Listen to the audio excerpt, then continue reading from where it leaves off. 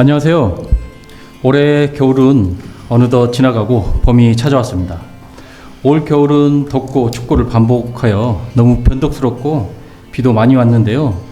예년과 비교해 따뜻한 겨울이었지 않나 싶습니다. 이제 봄이 찾아왔으니 따스한 햇살을 맞으며 꽃 구경과 나들이를 많이 하시어 가족과 행복한 순간을 만드시기 바라겠습니다. 여기는 꿈을 꾸는 마루 꿈을 담는 라디오고요. 오늘의 진행자 박종만입니다.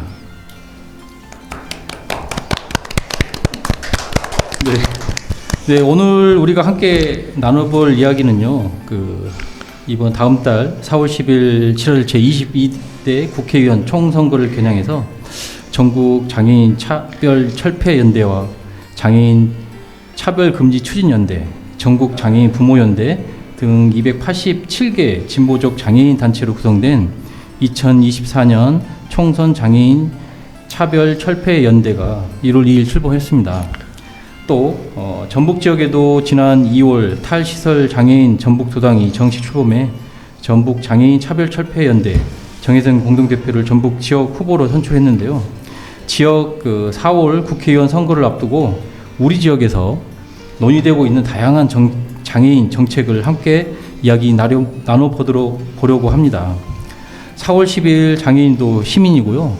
장애인들이 어떻게 살아야 하는지, 장애인의 권리 보장을 실천할 수 있는 정당과 후보에게 우리의 소중한 권리를 행사하기 위해서 우리부터 관심을 가져야 할 것 같습니다. 네, 반갑습니다. 모두들 한 달 동안 어떻게 잘 지내셨나요? 지금 네. 네, 저는 2월 달에 꽃마루에서 다 함께 에버랜드를 갔는데 작년에 갔고 올해 두 번째, 작년에 못 갔지만 올해는 꼭 참석을 해달라는 아이 엄마의 부탁이 있어서 갔다 왔는데요. 그 에버랜드에 이제 푸바하고 있는데 4월 이후에 이제 중국을 반환이 돼서 보려고 했는데 저희 가족은 시간 조절 좀 잘못해서 푸바를 못 보고 온 게 참 아쉬움이 많이 남습니다. 꽃마루 라디오 방송을 하기 위해서 많은 분들이 참석을 하셨는데요. 먼저 제 좌측 끝에 계신 분부터 자기 소개하고 간단한 한 달 동안 근황에 대해서 말씀하시고 이어가도록 하겠습니다. 네, 안녕하세요. 저는 재원이 엄마 조가비라고 합니다. 저는 봄이 되어서 감자를 심을 준비를 했어요. 트랙터로 흙을 다지고, 그다음에 관리기로 로타리를 골도 타고, 그다음에 이제 여기까지는 신랑이 하고요. 그다음에 네, 여기까지 신랑이 하고 이제 비닐 같이 치는 거, 그다음에 이제 감자 씨앗 준비하는 거, 이제 이런 것들은 이제 저랑 같이 했어요. 네. 다음. 네, 안녕하세요. 저는 박시우 엄마 김미리입니다. 저는 요즘에 이제 제가 2년 동안 사회복지사 이제 공부를 했는데요. 이제 마지막으로 딱 2주 남았습니다. 네, 기말고사만 끝나면은 드디어 다 끝납니다. 축하합니다. 홀가분하겠어요. 네, 지금 이제 다 끝나가지고 이제 너무 좋고, 이제 다음에는 뭐 해야 될까 지금 고민 중이긴 한데, 대표님께서 저보고 재화제빵을 좀 해보는 게 어떻겠냐 그런 말씀을 하셔가지고 이제 그걸 한번 해볼까 생각 중입니다. 네. 멋진 도전 축하합니다. 네. 네, 멋진 마무리도 축하합니다. 잘하시더라고요. 네. 문제지가 좋으셔가지고. 예, 저는 지원 엄마 윤정이라고 합니다. 저는 이제 지금 이제 콩마루가 이제 방학 끝나고 3월이잖아요. 시작을 했고, 요즘 근황은 우리 콩마루보다는 최근에 식사 담당자가 지금 조금 교체하는 시기가 돼가지고 오셨는데, 이제 기대하는 반찬을 준비를 해주시고, 이번에 텃밭 준비도 이제 들어갔는데, 텃밭에 이제 재료들을 뭐 깻잎이며 감자며 재료 잘 사용할 수 있는 부분들도 요청을 하셔가지고, 이번 24년도 아이들과 또 선생님들과 맛있게 잘 먹고 건강하게 잘 지냈으면 하는 3월입니다. 네. 저는 3월 학기 초라서 아이들하고 꽃마루 친구들이 좀 그런 변동되는 그런 거를 좀 못 받아들이는 친구들이 있어요. 그래서 항상 아이들이 오면 조금 긴장 상태가 되어 있는 것 같아요. 저희도 그러고 아이들도 그래서 아이들을 좀 잘 살펴보는 중이고, 저희 둘째 아이가 고등학교 졸업하고 지금 이번에 일자리 사업으로 해서 취직을 하게 됐어요. 그래서 3월 한 달은 그 친구 지금 살펴보는 중이고, 그래서 잘 커가게 그러고 바라보고 있습니다. 안녕하세요. 저는 한정현 엄마 김광주입니다. 저도 아까 미리 씨가 얘기한 것처럼 사회복지사가 이제 2주 남았고요. 이제 실습이 2주 끝나고 나면 아직 실습이 남았는데 실습을 어디로 해야 될지 고민 중에 있고요. 그리고 저희 큰애 다 대학교 가고 작은애도 이제 대학교 가서 지금 작은애가 군산대로 다니고 있는데 집에서 통학을 하다 보니까 요즘 많이 힘들어요. 버스가 없다 보니까. 그래갖고선 조금 그것 때문에 요즘 작은애하고 실랑이를 하고 있습니다.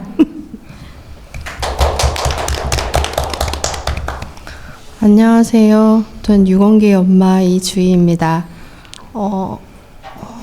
저는 한 달 전에는 아이들하고 같이 꽃마루 방학을 활동하면서 2월을 마무리했고 3월 첫 주에는 이제 저희 아이들 뭐 학교 등원하는 거라든지 지금 바쁘게 지내고 있습니다. 감사합니다. 안녕하세요. 전 유건기 아빠 유상진이라고 합니다. 앞에서 소개해 주신 분들은 참 다사다난한 3월이었는데 저 같은 경우에는 평소에 하던 대로 2월 했던 일들이 그대로 이어지고 이 과정이어서 크게 큰 변화는 없지만 그래도 새해 초라서 가족을 위해서 좀 더 열심히 준비하는 그런 기간을 가지고 조금 더 가질 예정입니다. 이상입니다. 네, 한 달 동안 아니면 지난 근황에 대해서 잘 들었고요. 우리 장애아를 가진 부모님들의 힘을 더 낼 수 있도록 항상 응원하겠습니다. 네, 오늘 주제에 대해서 얘기하기 전에 저희가 이제 발달 장애가 무엇인지 그리고 어떤 유형이 있는지에 대해서 먼저 간단하게 알아보고 이어가도록 하겠습니다. 이제 조사를 좀 해봤는데 발달 장애란 다들 아시고 일반인 사람들은 좀 이게 의미에 대해서 자세히 모르실 수 있을 것 같아서 공유 차원에서 좀 말씀을 드리겠습니다. 발달 장애라는 것은 이제 뇌신경 이상으로 인해서 운동과 인지, 사회성, 정서, 주의력과 같이 기능이 발달하지 못하는 것을 말하고요. 신체적으로는 이제 문제가 딱히 없는 듯 보이지만 뇌 기능의 발달에 있어 뚜렷한 차이를 보이기 때문에 일상생활이 어려워지고요. 적응하는데 어려움을 많이 보이는 것이 특징입니다. 실제 우리 아이들의 행동과 대화를 하기 전까지는 일반인과 다르다는 것을 인지하지 못할 것이라고 이제 생각이 되는데요. 그런 부분에 대해서 이제 발달 장애라고 하고요. 발달 장애 유형에는 이제 보통 지적 장애하고 뇌성마비 그리고 ADHD 등 다양하게 이제 나눠지는데 크게 이제 두 분류로 나눠지게 됩니다. 지적 장애하고 자폐성 장애로 구분을 하게 됩니다. 자, 오늘 주제는 두 가지로 좀 얘기를 좀 나눠볼까 합니다. 첫 번째는 이제 장애인에 대한 타 지역 정책 공약에 대해서 좀 공유를 좀 해드리고요. 두 번째는 저희 익산 지역 발달 장애와 관련된 정책 공유 그리고 제안에 대해서 이야기 나눠보도록 하겠습니다. 자, 이제 장애인에 대한 타 지역 정책에 대해서는 네 가지에 대해서 좀 간략히 소개를 해드리겠습니다. 첫 번째로는 2024년 총선 장애인 연대 장애인 요구 공약 발표를 했는데요. 이 장애 유형, 직능, 특별성 등 해서 이제 48개 장애인 단체로 구성된 2024년 총선 장애인 연대라는 게 출범을 했고요. 1월달에 지난 1월달 출범했고 그 공약은 핵심 요구사항 5대 과제가 있고요. 그리고 제도, 인프라 과제가 5개 분야에 29개 과제가 있고요. 장애인 유형 특성별 과제가 5개 분야에 45개 과제로 내용이 담겨 있다고 합니다. 다음은 두 번째는 이제 탈시설 장애인 전북 도당 출범 그리고 총선 출마 예비 후보와 정책 협약을 좀 진행을 한 건데요. 장애인도 이제 시민으로 이동하는 시대로라는 이제 슬로건으로 창당한 탈시설 장애인당이 이제 창당을 했고요. 이 탈시설 장애인당이라는 게 이제 보통 우리가 얘기하는 국회의원들의 소속한 정당이 아니고요. 그 법률로 이제 명시된 장애인들의 권리를 잘 보장받을 수 있도록 정치인들에 대해서 압박하기 위해 창당한 어떻게 보면 가짜 정당이라고 합니다. 네. 그런 정당, 가짜 정당이라는 게 생겨서 우리 정치인들하고 협약도 하고 약속도 받고 그런 활동들을 하는 당이 이제 전북 도당이 출범이 한 상태가 되겠습니다. 다음은 이제 세 번째는 이제 전북인데요. 정동영 하고 이제 전주병 예비 후보가 장애인 복합 문화회관이라는 건립이 이제 필요하다고 해서 건립을 약속한 건데요. 전북 더불어민주당, 전북 자치도하고 전주병 더불어민주당 예비 후보가 장애인 복합 문화회관 건립과 직업 특수 학교 설립 지원을 약속을 했다고 합니다. 다음은 마지막으로 이제 대구 지역인데요. 대구 지역에 이제 여야 후보들이 장애인과 정책 공약 협약을 동참을 했는데요. 장애인 차별 철폐 연대라는 데에서 장애인의 권리 실현을 위해서 10대 정책 공약을 제안을 했습니다. 그 10대 정책 공약에는 장애인 이동권과 교육권 그리고 노동권 그리고 학대를 촉구하는 내용이 잘 담겨 있다고 합니다. 여기까지 타 지역에 대해서 이제 그 선거철에 대해서 정책 제안하고 협약에 대해서 좀 나눠봤고요. 다음은 얘기하기 전에 그 전국 장애인 부모 연대에서 그 정책 협약서가 있다고 하는데요. 어떤 내용이 있는지 윤정희 대표님께서 소개 좀 부탁드립니다. 교통조합이 전북 장애인 부모연대 익산시 지휘를 맡고 있습니다. 작년부터 활동하고 있는데 이번 전북 장애인 부모연대에서 총선 관련해서 추진하고 있는 총선 후보자 정책 협약서 이 내용을 오늘 같이 안내하겠습니다. 네. 이렇게 협약서가 나왔어요. 제가 한번 읽어보겠습니다. 네. 장애인 가정 생명 보호 정책 협약서 땡땡땡 국회의원호는 제22대 국회의원으로서 발달 장애인과 그 가족의 생명과 권리를 보호하기 위하여 다음과 같은 정책 협약을 체결합니다. 발달 장애인 권리 보장 및 지원에 관한 법률 전부 개정, 장애인 등에 대한 특수교육법 전부 개정. 이 부분은 보편적 통합교육 환경과 조기 발견 진단, 평가, 체질 개선 등을 말합니다. 지역사회 자립생활 기반 마련, 이 영역에는 주거생활 서비스 도입, 지역사회 행동지원센터 설치, 낮시간 서비스의 보편화, 발달장애인 취업률 30% 달성, 자기주도 급여형 일자리 도입, 발달장애인 산업 현장 실습 프로그램 도입, 완전한 통합교육 기틀 마련, 특수학급, 특수교육, 특수학교뿐만 아니라 학급 정원 축소, 교사 1과 학생 3의 배치를 요구합니다. 통합학급 특수교육정원, 협력 지원 교사의 배치, 교육분쟁조정위원회 설치, 행동중재 전담 교사의 배치. 아마도 완전한 통합교육을 위해서 약간 가이드를 마련한 정책을 요구합니다. 발달장애인 건강권 확보, 발달장애인 거점병원 17개 시도 모두 설치, 공공어린이재활병원 설치 및 운영 확대, 발달장애인 건강검진 사업 실시. 이하 이 내용의 정책 협약서 내용을 각 지역의 국회의원 후보님들한테 정책 협약을 요청을 드리려고 진행하고 있습니다.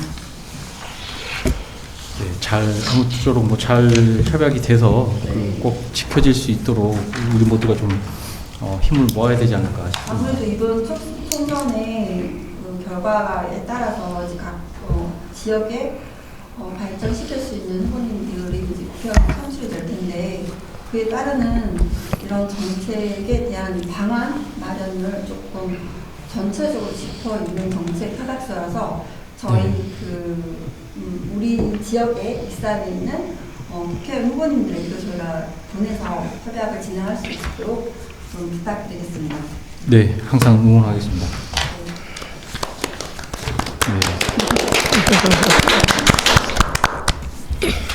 네, 다음 두 번째 주제는 우리 익산 지역 발달 장애와 관련된 정책. 저희 지역에도 정치인들과 예비 후보들하고 이제 공유를 하고 저 제안을 좀 해야 되는데 그 내용에 대해서 조사한 게 지금 한 6가지 정도인데요. 6가지를 뽑아봤습니다. 첫 번째.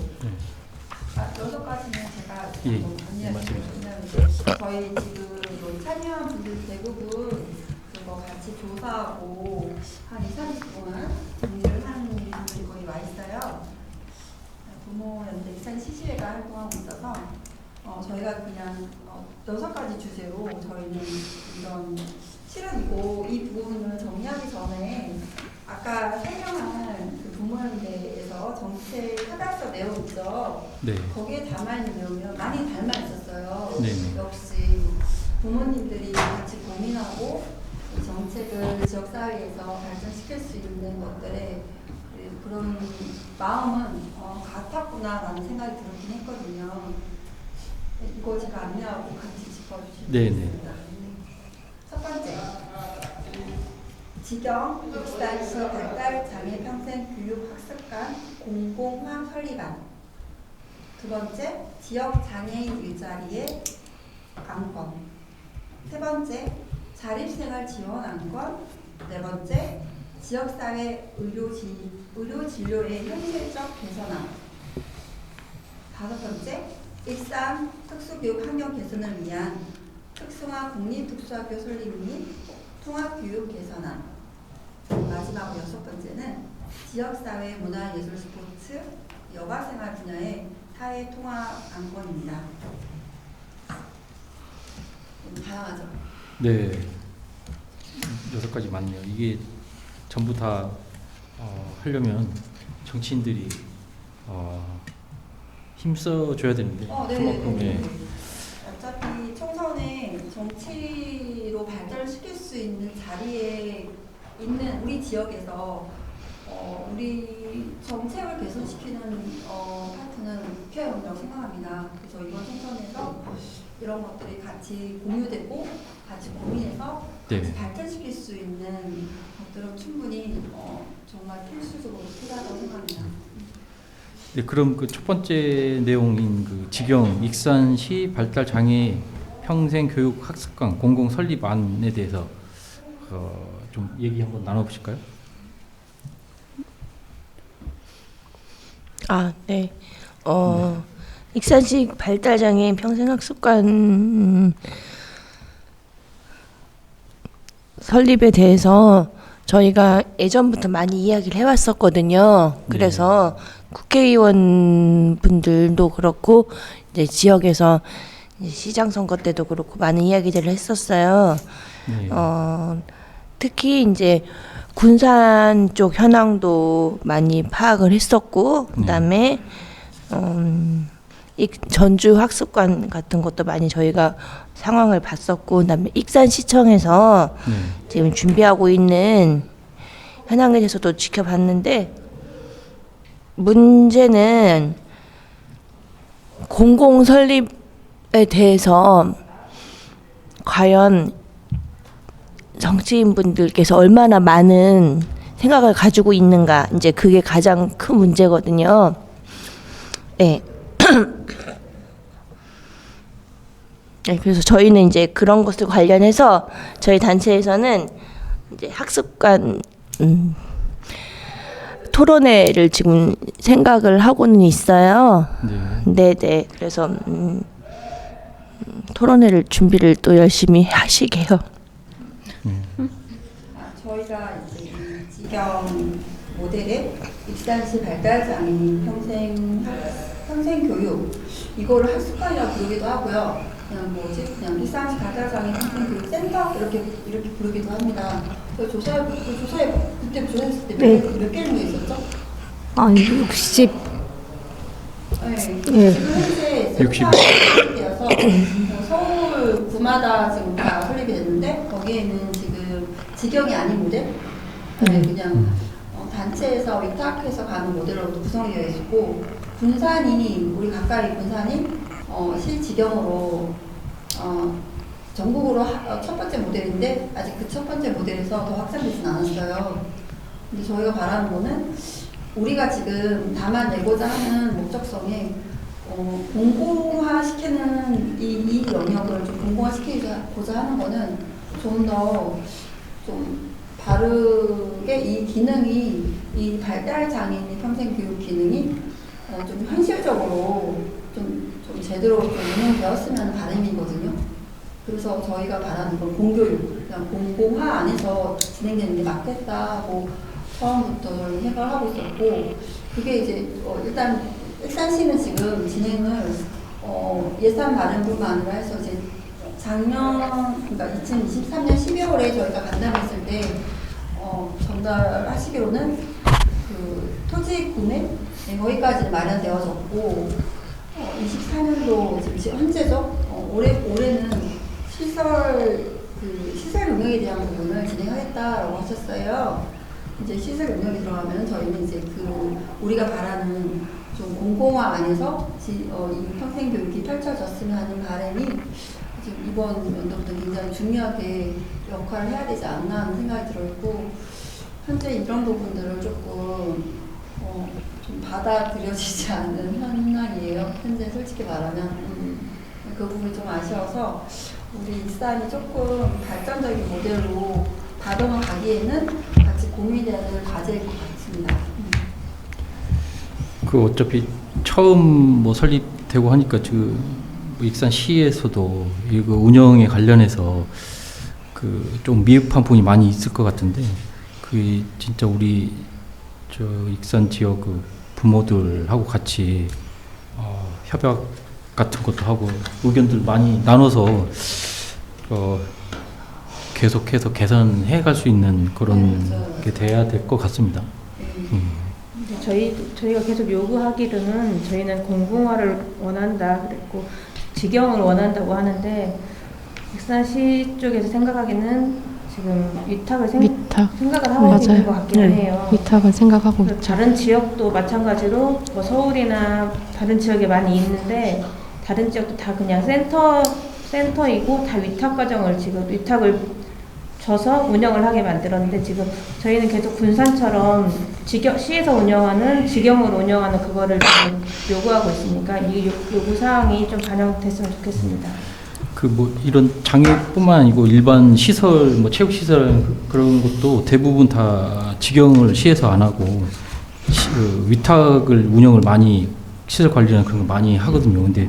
맞아요. 근데 어떻게 보면은 직영하는 것도 좀 고민해. 직영도 이게 운영을 잘 해야 되는데 운영을 잘못하는 경우가 많거든요.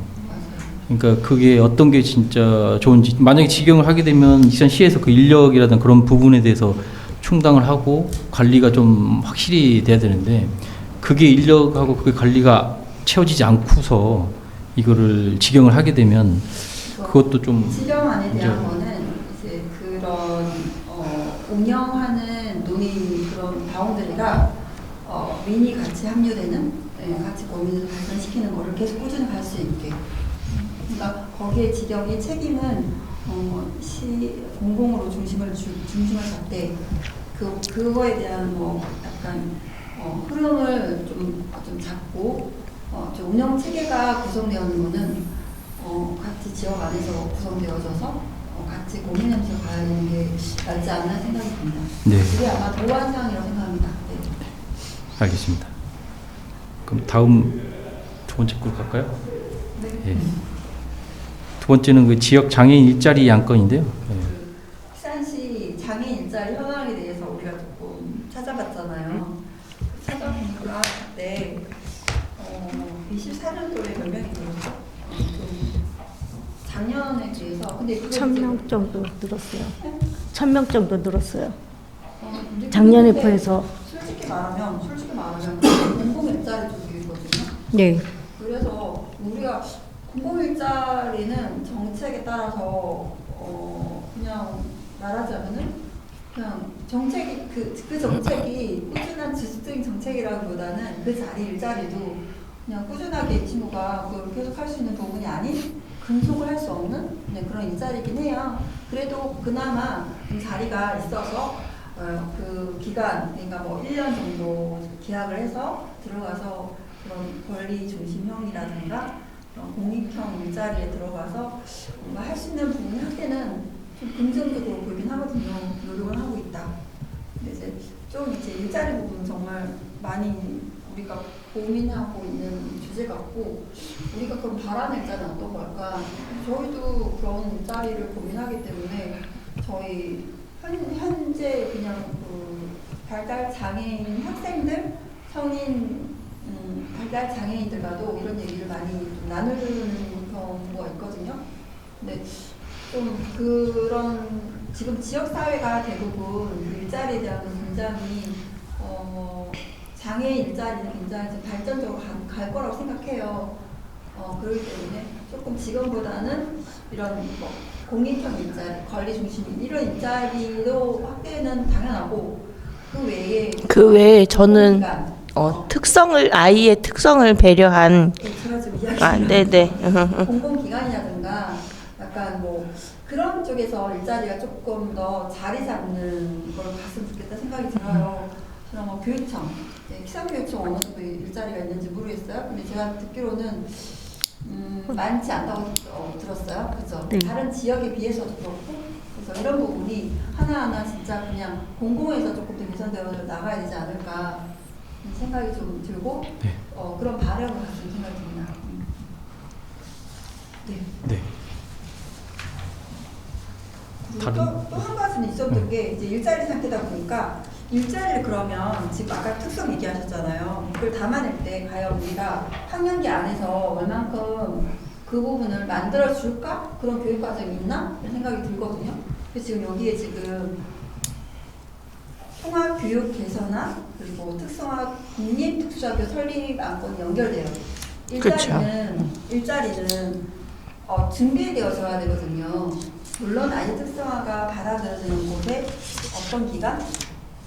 준비할 수 있는 기간이 그냥 그 교육, 공공화된 그 교육기관 안에 들어가 있어야 된다고 생각해요. 그리고 그게 끝나고 난 다음에도 연결된 지점이 어디? 발달장애 평생 교육 쪽으로 들어가서 그걸 또 이어올 수 있게. 또 이제 또 다른 모델들도 많거든요. 익산이 좀 부족한 부분은 이건 이제 익산 지역이니까 이제 학교 가정 안에서도 일자리를 준비할 수 있는 기간이 부족하고요. 그리고 일자리 센터 부족해요. 없어요. 그래서 이 부분이 지금 아까 그 타 지역 정책 공약이 전주에 네. 나왔잖아요. 네. 이렇게 예비 후보가 훌륭하시죠. 전주에 있는 정동영, 전주병 예비 후보에 장애 복합 문화회관 설 건립 및 거기에 따르는 어떤 일자리 준비하는 그런 거까지 집어서 말씀하신 거는 굉장히 훌륭하거든요. 근데 우리 지역의 후보들이 이 부분에 대해서 공약을 내세운 분은 아직 제가 못 봤습니다. 공약이 담아졌으면 하는 바에 담아져야 된다고 생각합니다. 제가 되게 그러지 않나요? 맞습니다. 네. 네. 네. 그게 이제 진짜 타 지역하고 저희 지역하고 좀 차이가 있는 것 나지만 같은데. 뭐 어차피 이거를 저희가 이제 담아내기 위해서 저희도 노력을 해야 되는 거고 담아졌으면 할 미리 담아주시면 참 좋겠다는 생각이 듭니다. 네. 알겠습니다. 네. 다음으로 갈까요? 네. 네. 다음 세 번째 이제 자립 생활 지원 안건인데요. 요거에 대해서 좀 나눠보겠습니다.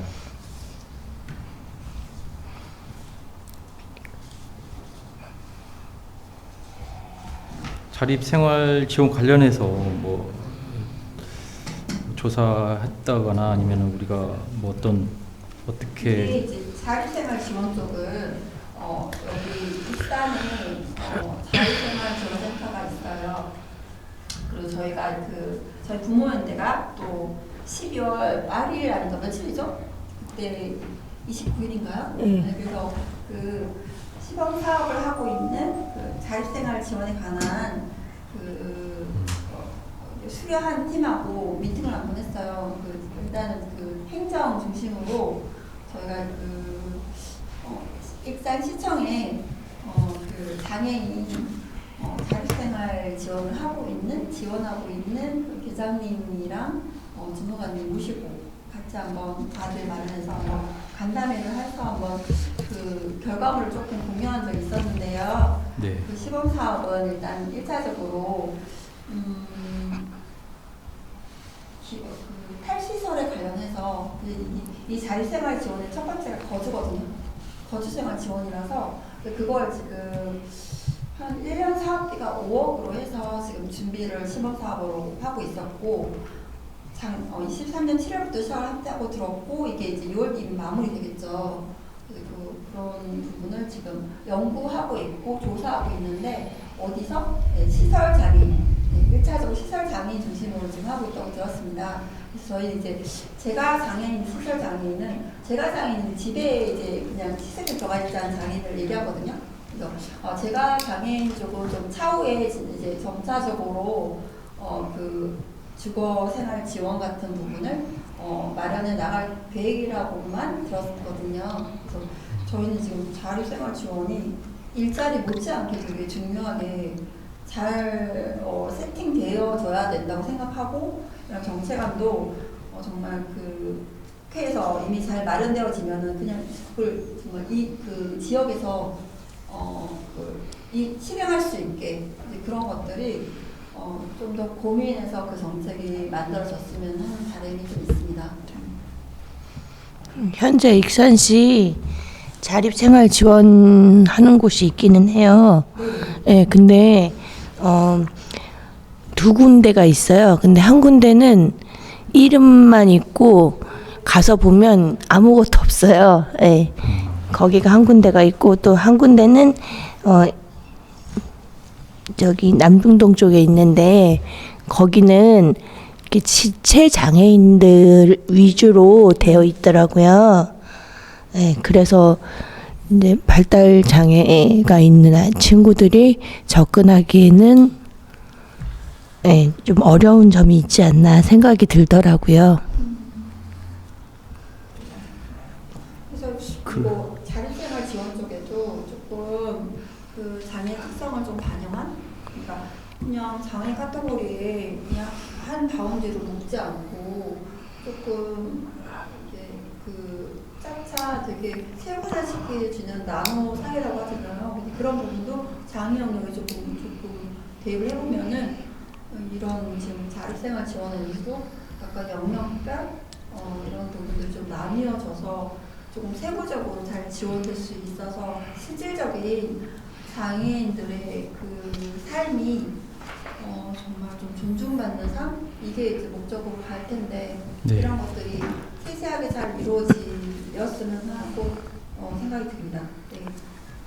여기 안건에는 그런 것들이 이제 후보님들하고 이야기 나누고 싶은 안건이었고 부모님들이 가지고 있는 생각과 이런 것들을 좀 들어보는 자리, 그리고 우리 마음, 우리의 생각들을 전달하는 자리로 이 안건을 함께 얘기하는 것 같습니다. 네. 그 장애인 이제 아까 말했다시피 뭐 지체 장애인 위주로 이제 돼 있다는데 각 장애인 이제 그 구분이 많이 있기 때문에 아까 특성도 말씀하셨지만 특성에 맞게 그 시스템이 좀 구축이 돼서 그 특성에 맞는 시스템으로 운영이 돼야지 한 가지 시스템만 가지고는 우리가 모든 장애인들을 아까 뭐 포함하지 못하기 때문에 맞게끔 운영이 좀 돼야 되지 않을까 그런 생각은 있지만 이런 게 진행하려면 아까 이제 요런 기회가 이제 정치 이제 그 투표 선거 기회가 좋은 기회라고 좀 생각을 하거든요. 그런 것 좀 반영이 좀 됐으면. 네, 맞아요. 그때 김 선생님 그때 그거가 좀 안 된다고 하지 않았어요? 말씀드리려고 했는데요. 지금 자립생활지원센터에서 그때 시청에서 나와서 말씀하시기를 지금 현재는 탈시설에서 나오신 분들을 지금 조사를 하고 지금 시행을 그쪽으로 우선 하기로 했고 이제 차차적으로 제가에 계신 분들도 시행을 할 거라고 했는데 익산시만 유독 LH공사에서 집이 나오지 않다고 하더라고요.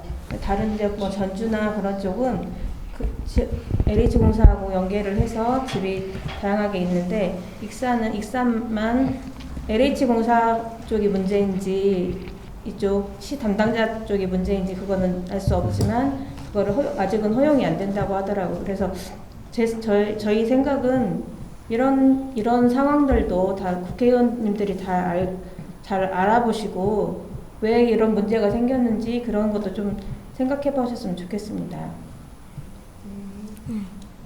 맞습니다.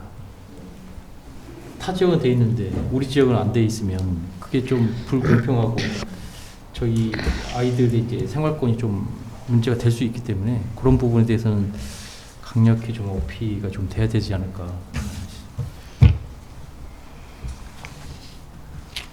다음으로 갈까요? 네. 다음 네 번째는 이제 지역사회 의료 진료 현실적 개선안입니다.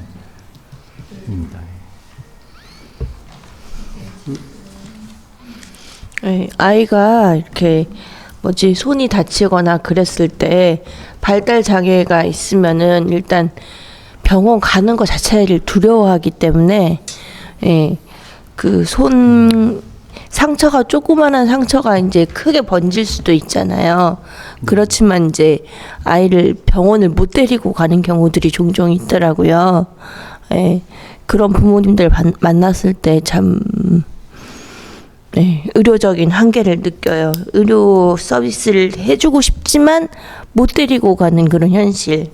그다음에 뭐 저희가 일반적으로 하는 건강검진이라든지 뭐 이런 것들도 장애가 있는 아이들을 이렇게 받아서 이렇게 진료를 하려면 시간이 많이 걸리고 이제 그런 것들에 대해서 병원들도 굉장히 두려워하더라고요. 저희들을 어떻게 보면은 그런 거에 대한 이제 현실적인 개선안이 필요하죠. 그래서 그걸 위해서 이제 장애인 거점 병원 뭐 이런 것들이 있긴 한데 익산에는 굉장히 훌륭한 종합병원들이 있는데도 불구하고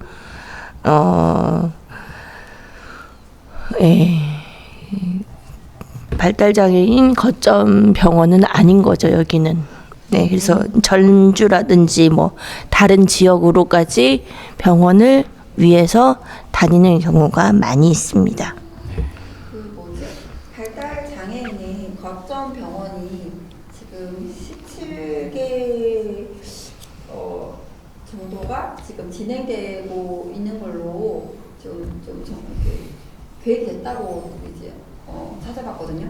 지금 현재 이제 진행 중인 데가 있고 진행이 되어서 이제 그 지역을 좀 실현하고 있는 것도 있는데 우리 전라북도는 우리 지역이니까요. 전주에 이제 알다시피 국립 전북대병원에서 이 거점 병원을 맡고 있습니다. 근데 이제 거점병원의 장점을 봤을 때 일단 발달 장애인이 조금 거점이라는 장점에서 발달 장애인이 그 각각의 그 과를 진료과를 다 연결해서 혁신할 수 있는 게 굉장히 큰 장점인 것 같아요. 일단 어디가 두드릴 때 좀 이 발달 장애인 특성을 조금 그거를 조금 감수하고 그에 따르는 어떤 부분을 진료화 시켜주는 그런 과정도 이미 준비가 된 게 걱정이라고 생각하거든요. 그것 때문에 지금 발달 장애인의 특성상 진료에 받으니 어려움들이 있고 그에 따르는 각 병원, 모든 병원이 이 부분을 다 수용하기 어렵거든요. 특성을 다 수용하기 어려운 점을 이 거점 병원에서 발달 장애인 거점 병원에서 해결한다면 참 좋은 지역사회 발달 장애 살아가기에 좋은 지역사회가 되지 않을까 생각이 드는데 지금 17개 안에는 우리 익산까지 들어가지 않았어요. 근데 이제 익산을 생각했을 때 그러면 지금 말씀하신 저희가 다행인 거는 그걸 좀 담아낼 수 있는 상급 병원이 있죠. 예. 이게 없으면 그 세워가기가 어려울 텐데 우리가 익산이 작지만 조금 작지만은 그냥 평균을 얘기합니다. 작지만 되게 장점이라는 게 종합병원이 있어요. 그래서 차차 이게 이제 지역별로 수가 늘어나간다면 적어도 10년 안에 이 거점이 우리 익산 지역에도 세워지면 좋겠다라는 바람이 생기더라고요. 그래서 지금 각각 생기고 있는 거점 병원에 이제 한번 전체적으로 또 조사를 해보고 그 정책에 대해서 알아본 결과 이거 생겨야 되겠구나.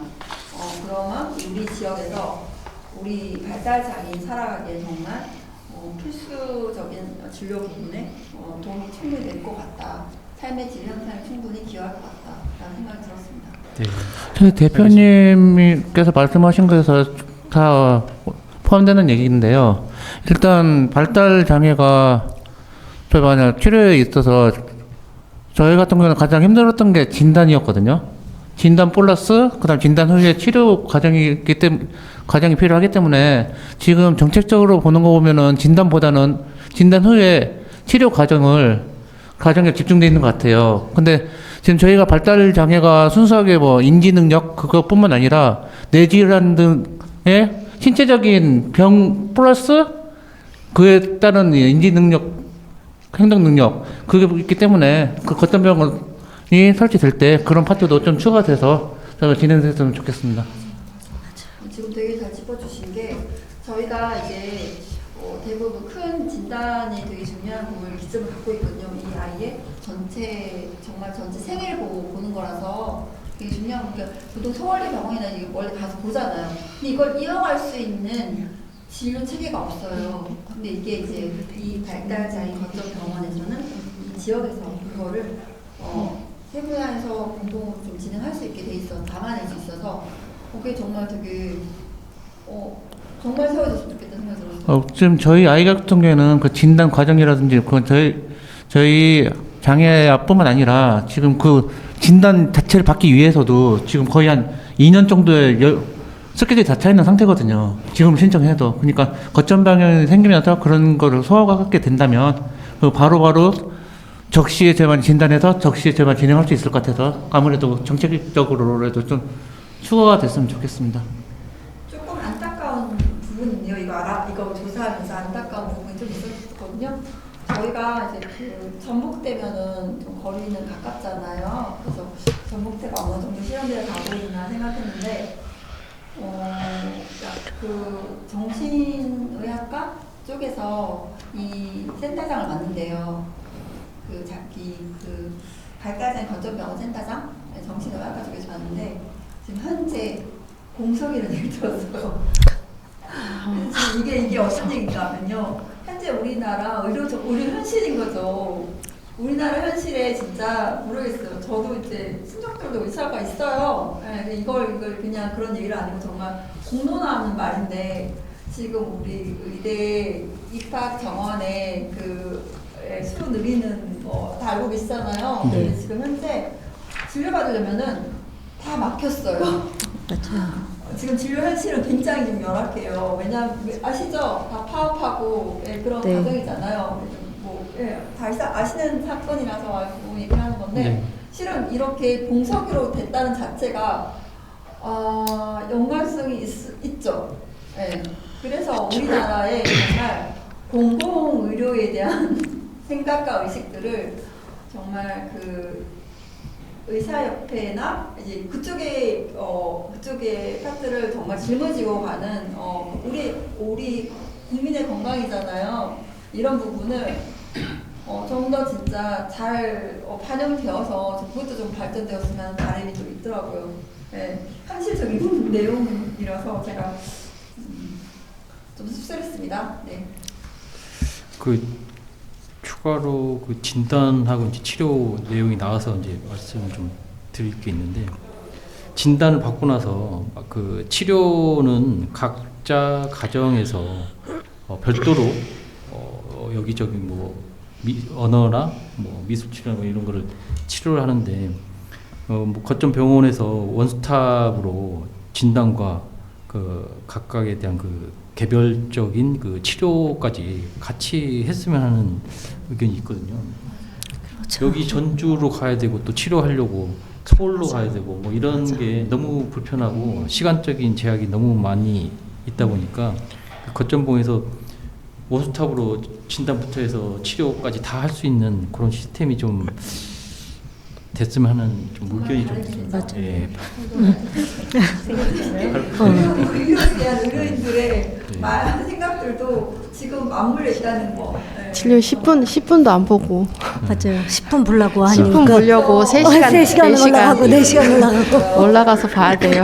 그래서 좀 더 좀 다양한 역할을 해낼 수 있는 수급이 필요할 것 같습니다. 저 생각은. 네. 네, 알겠습니다. 다음은 5번째로 이제 익산 특수 교육 환경 개선을 위한 특성화 공립 특수학교 설립 및 통합 교육 개선안 내용에 대해서 좀 의견 좀 나누겠습니다.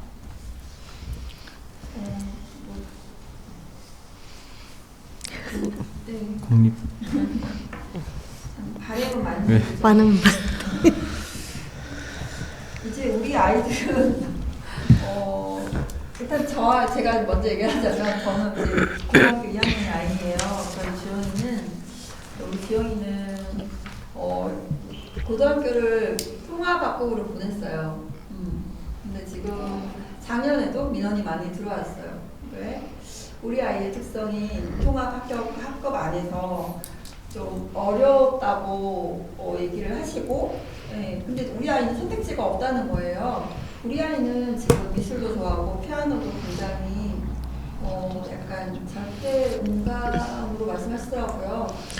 수준급이더라고요. 그 정도 있는데 왜 당신은 개발을 안 해주냐고 저를 되게 막 말을 하셨어요. 담당하는 그 대표님께서. 그래서 근데 저는 또 그래요. 이런 특성화적인 어떤 부분이 좀 우리가 이게 통합학교에 보내는 이 중고등학교 시기에도 좀 아이도 행복한 시간을 보냈으면 해요.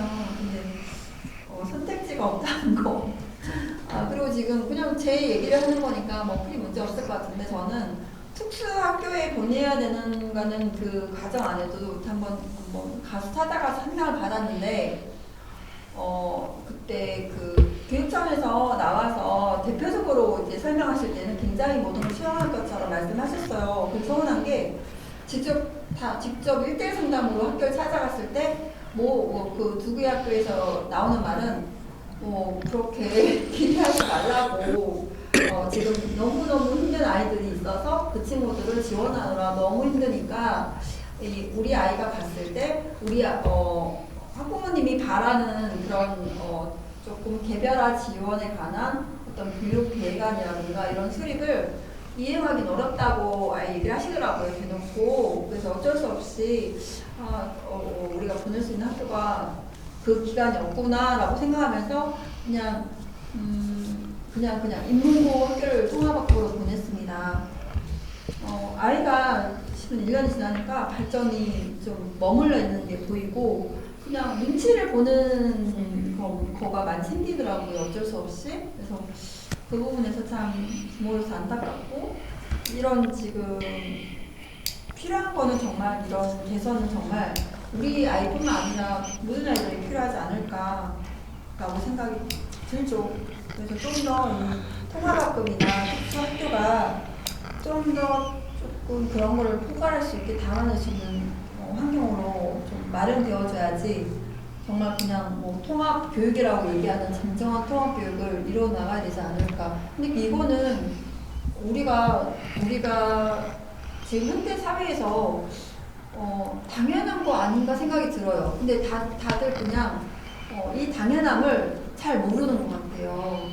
그러니까 독일이나 이 다른 그 외국의 사례를 보면은 당연한 권리인데 당연히 그렇게 배워져야 되는데 당연히 개별 계획안대로 그 친구를 위한 그 환경 구성이 당연히 이루어져야 되는데 라고 하는데, 우리나라가 그 외국에 비해서 많이 발전이 안 된 건 아니거든요.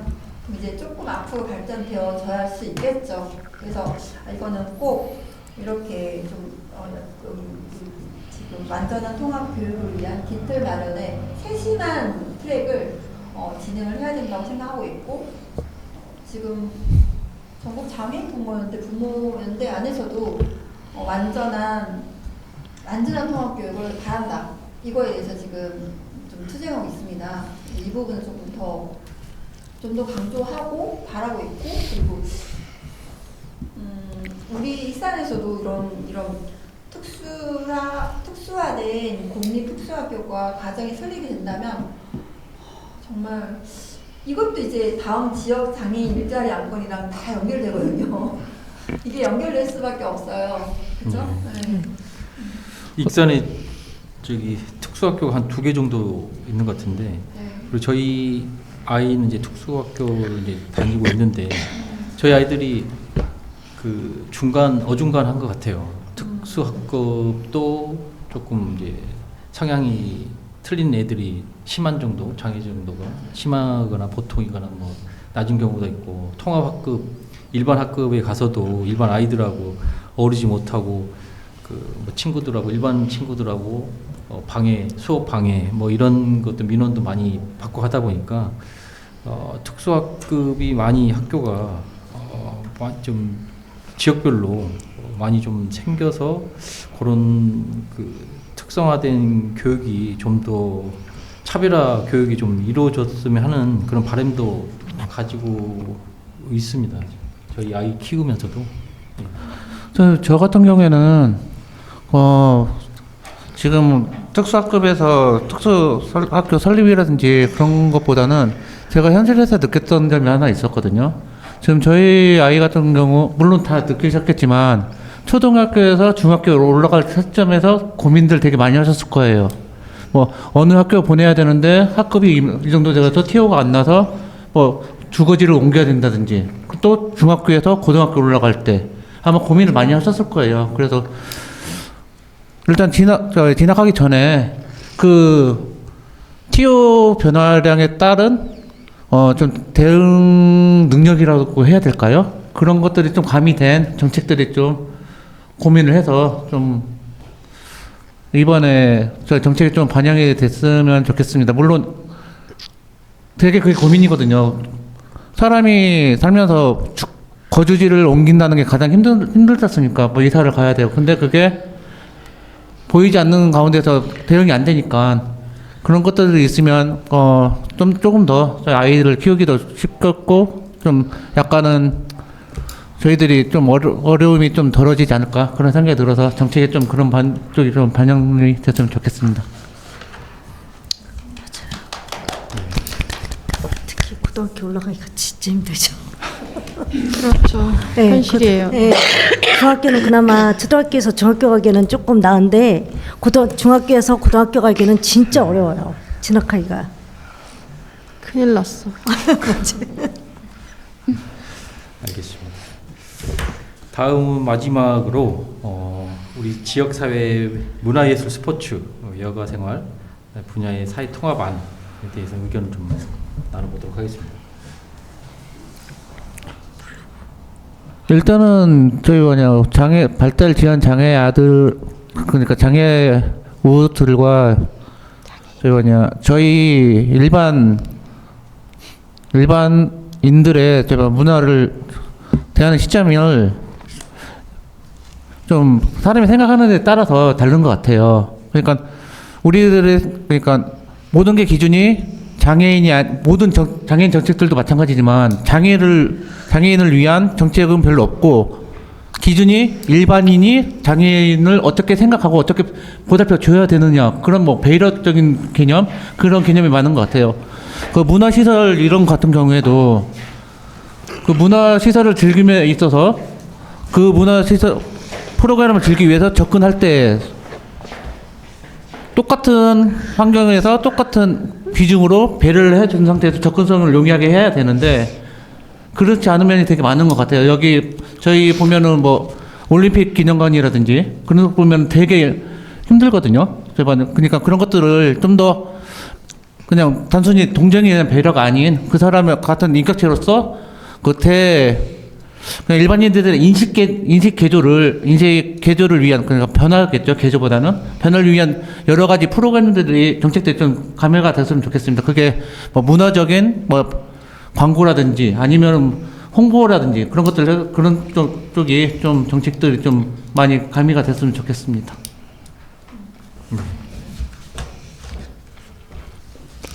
사실 저희 아이들이 지금 이 타이틀대로 한다면 문화예술 스포츠잖아요. 근데 아까 선생님도 말씀하셨는데 이걸 하시는 분들마저도 장애인식 개선이 안 되셔서 저희가 문의를 했을 때 거부부터 하시는 분들이 많으세요. 네, 발달장애가 있어? 그럼 좀 어려운데요? 그렇게 딱 바로 그런 말씀을 하시는데 정말 저희 아이들도 이런 거를 하는 걸 좋아하고 뭐 영화 보러 가는 것도 좋아하고 춤추는 것도 좋아하는데 이런 거를 많이 찾아서 저희는 문을 두드리는데 그분들이 마음의 문을 닫고 있어서 저희 아이들이 접근하기가 조금 어려운 문제가 많이 있는 것 같아요. 네. 문제죠, 문제. 그냥 바라는 건 단 한 가지거든요. 보편적인 거. 근데 보편적인 거가 가능하다고 봐요. 생각의 가치를 함께하는 거. 우리는 보편적인. 어떤 일반인들의 인식이 좀 많이 바뀌어야 되고 그런 과정이 좀 많이 필요할 것 같습니다. 이게 맞습니다. 요구할 사항이 아니고요. 정말 그냥 보편적인 내용이잖아요. 뭔가 정책을 요구할 필요도 없이 그냥 당연히 해야 될 그냥 보편. 그 보편화를 좀 우리가 또 얘기를 해야지 보편화 되겠죠. 그 보편화가 안 되기 때문에 정책적으로 강제적인 수단이 부여가 되는 근데 거고요. 이제 이런 것들을 말씀드려도 트랙이 좀 정해져 있는 네, 게 그렇죠. 맞죠. 궁극적인 목표는 정말 그게 이제 그런 것들이 정리되면서 정책이 되면서 그 보편화적인 삶을 살 수 있게. 너무 훌륭하십니다. 인식 변화가 쉽지 않은 것이죠.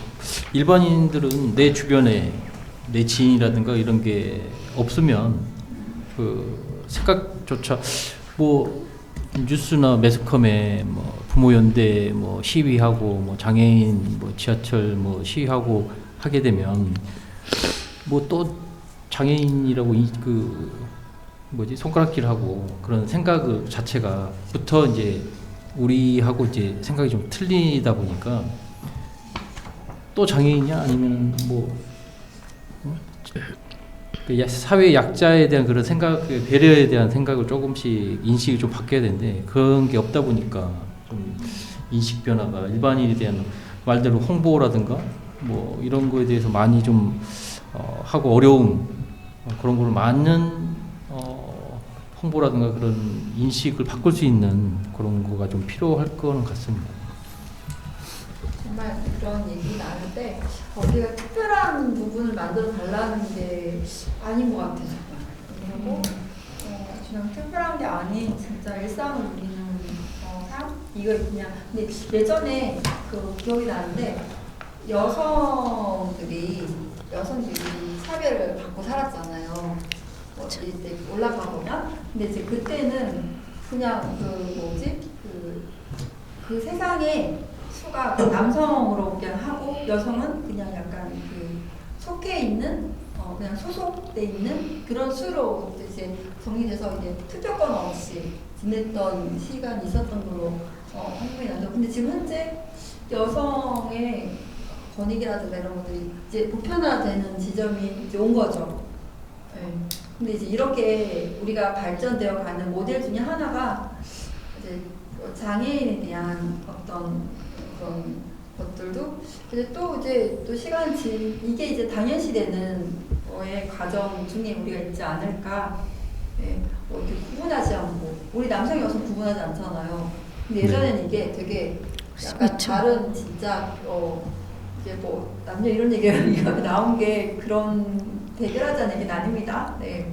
그런 세상이 있었으니까 세상이 다음 이게 우리가 다음에 진행하고자 하는 사회는 그냥 그냥 일상적인 그냥 장애인 비장 이런 걸 정말 이렇게 약간 나누지 않을 수 있는 뭐 그런 사회가 좀 이루어지지 않을까 하는 생각이 좀 들면서 갑자기 그 생각이 났습니다. 네, 알겠습니다.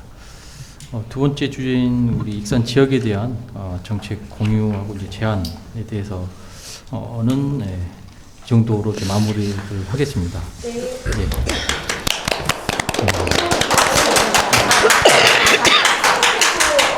사람들하고 또 공식 질서 간단히 좀 진행하려고 합니다. 네. 네. 저희 잘 봐주세요. 네. 네, 다음 코너는 저희 이제 한 달에 한 번씩 이제 라디오를 할 건데 고정 코너를 하나 만들려고 합니다. 네. 저희 이제 발달 장애인 자녀를 가진 그 부모님들의 고민이 많으실 텐데요.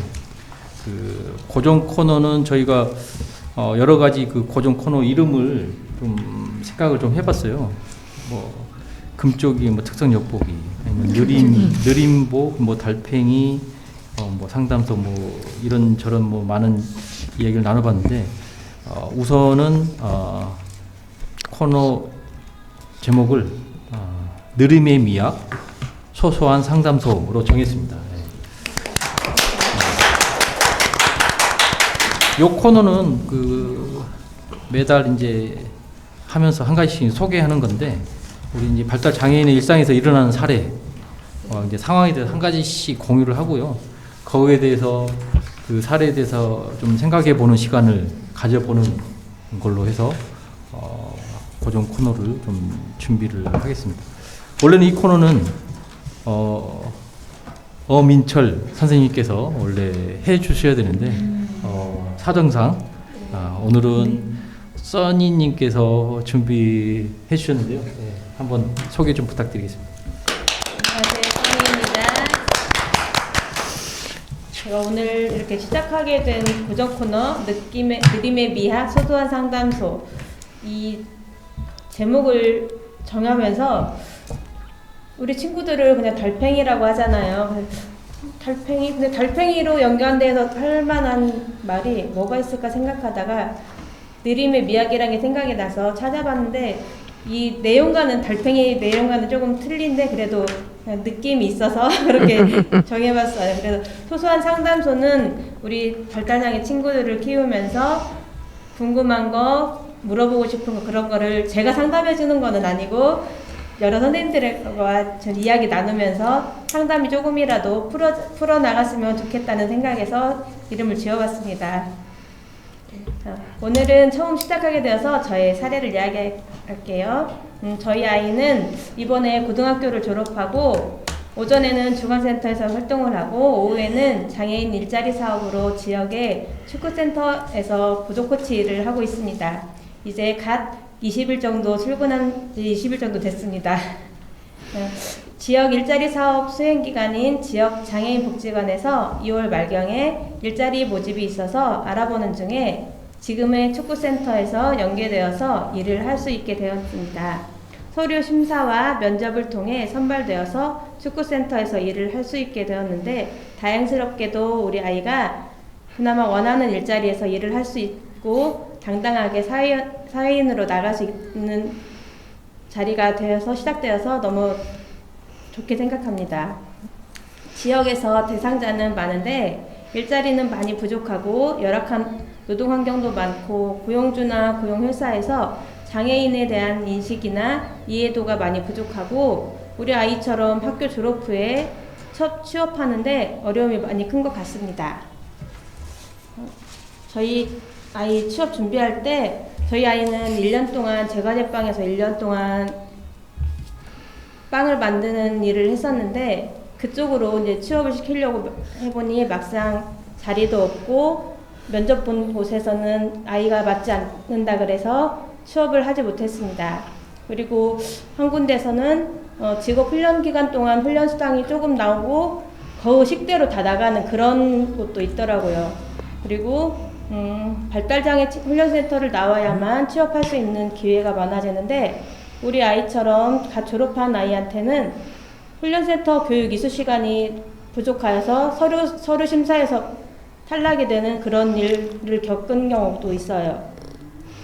아이가 막상 졸업하고 나서야 알게 된 현실, 어려움들이 많이 생각보다 많았습니다. 저도 이렇게 고민하는데 다른 부모님들은 더 많은 고민이 많을 것 같아요. 근로자의 권리, 일하면서 대처 등 취업 현장에서 알아야 하거나 고민들을 나누거나 안내해주는 정책도 미흡하고 장애인 취업에 관한 정보들을 제대로 안내하거나 알려주는 것도 많이 없고 더욱이 우리 아이들이 할 수 있는 일자리가 많이 없는 게 현실이에요. 비장애 청년들은 학교 졸업하면 바로 회사 취직하고 그런 경우가 많은데 우리 아이 같은 장애인 청년들은 더욱 취업문이 좁고 취업에 대한 안내나 정보가 많이 부족한 것 같아요. 장애인에게도 장애인이지만 작은 일이라도 일을 할 수 있다는 게 중요한 것 같아요. 장애를 가지고 있어도 우리 아이들도 사회인으로 당당하게 나아가길 바라봅니다.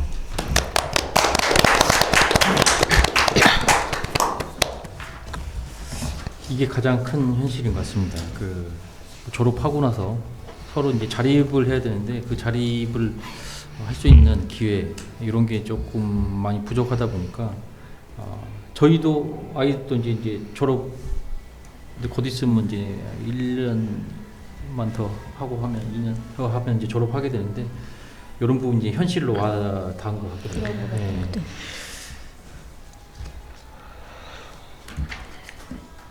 알겠습니다. 네, 지금 저희가 이제 주제하고 그 코너까지 진행을 했고요. 오늘 함께 라디오 방송을 하셨는데 우리 발달장애 정책하고 제안에 대해서 얘기를 나눠봤고 고정 코너에 대해서도 상황 현실에 대해서 이제 간략하게 이제 나눠봤는데 오늘 방송하시면서 정책 제안이라든가 코너 얘기 들으면서 느낌이 어땠는지 오늘 한마디씩 하시고 마무리하도록 하겠습니다. 여기 왼쪽부터. 네. 네, 제가 제일 왼쪽에 앉아서 어떻게 또 하게 됐습니다. 예. 정책에 대해서 많은 이야기들을 나눴었는데 정말 말씀하셨듯이 보편적인 저희들이 일상생활에서 가지고 있어야 하는 그런 것들을 좀 더 많은 이제 섹션을 나누어서 이야기를 했는데 저희가 계속 이야기했었던 거거든요. 벌써 선거가 지금 4번, 5번째 지금 선거에서 계속 다뤄왔었던 주제였었는데 익산 지역이 굉장히 열악합니다. 국회의원 여러분들 열악합니다. 후보님들 열악합니다. 네. 네, 저희 익산 총선 관련돼서 주제가 있었는데 제가 이제 아이가 이제 고등학교 2학년인데 앞으로 이제 사회생활 하려면 2년 정도가 남았어요. 이 장애인 일자리나 자립 상태 보면은 아직 익산 지역은 보편적으로 이렇게 되지가 않아요. 먼저 공공 임대 주택 아파트라든가 그런 것도 없고 일자를 알아보려 해도 보통 이제 비장애인 청소년 위주로 있다 보니까 장애인들 청소년들은 그런 일자리가 없어요. 그리고 아까 이제 선희 선생님께서 말씀하신 뭐 고정 코너에서 소선 상담소 그 주제에 대해서 생각이 좀 많아지네요. 이제 앞으로 2년이 남았는데 근데 벌써부터 한숨이 좀 장애인 정책적으로 익산 지역도 국회의원분들이 좀 힘을 써주시면 감사하겠습니다.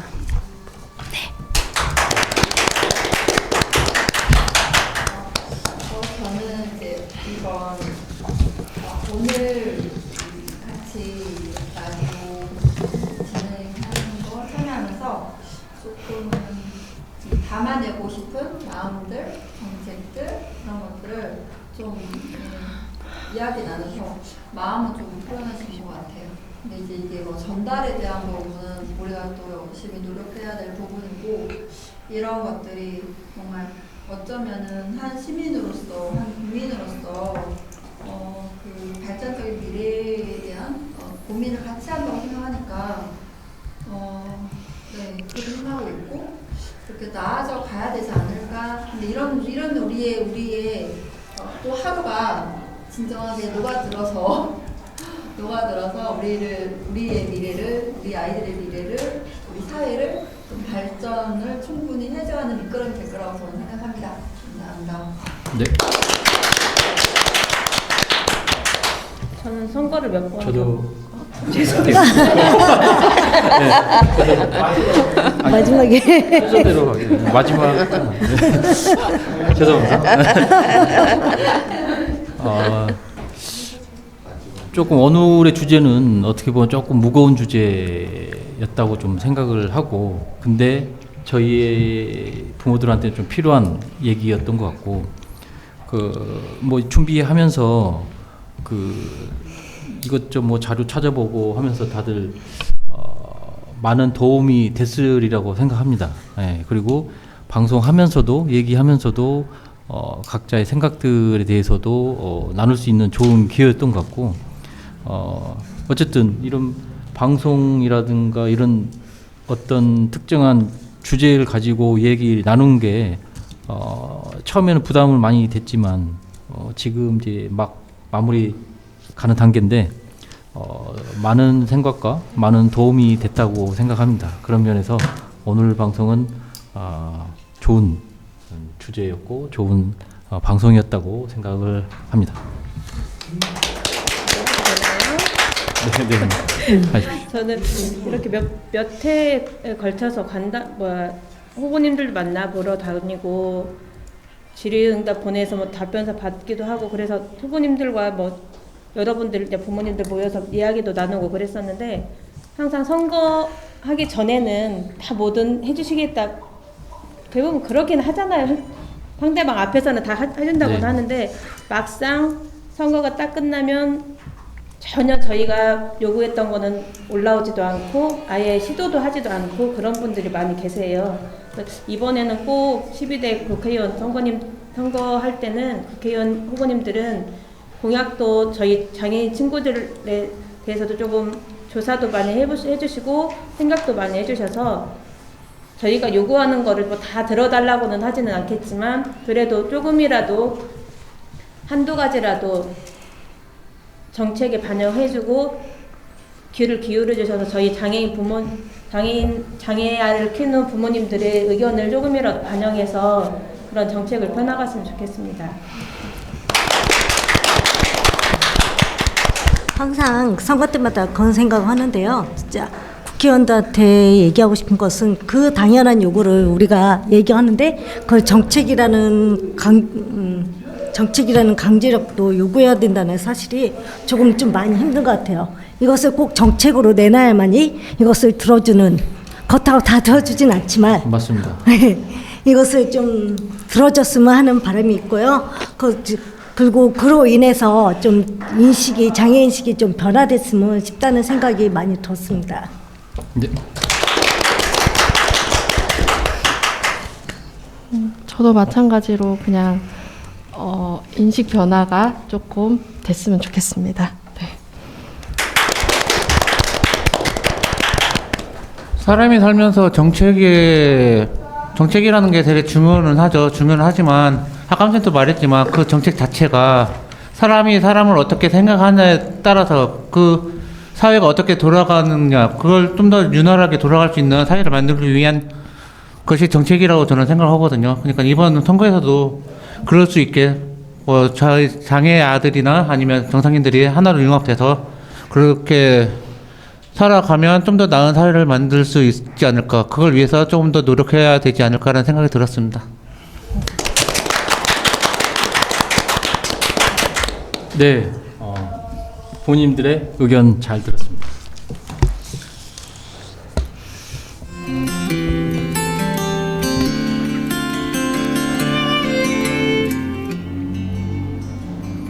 네, 오늘 이 시간에는 발달장애인 정책에 대해서 이야기를 나눠봤는데요. 부족하지만 한 번쯤 장애인에 대한 인식을 바꿀 수 있는 기회가 되었으면 하고요. 다가올 4월 10일에 있을 국회의원 선거에 꼭 소중한 한 표를 행사하셔서 지속적인 관심과 참여로 장애인의 목소리를 낼 수 있도록 우리 모두 함께 했으면 합니다. 지금까지 꿈을 꾸는 마루, 꿈을 담는 라디오의 박중만이었습니다. 다음 방송 때는 또 다른 내용으로 찾아뵙겠습니다. 안녕히 계세요. 수고하셨습니다. 감사합니다.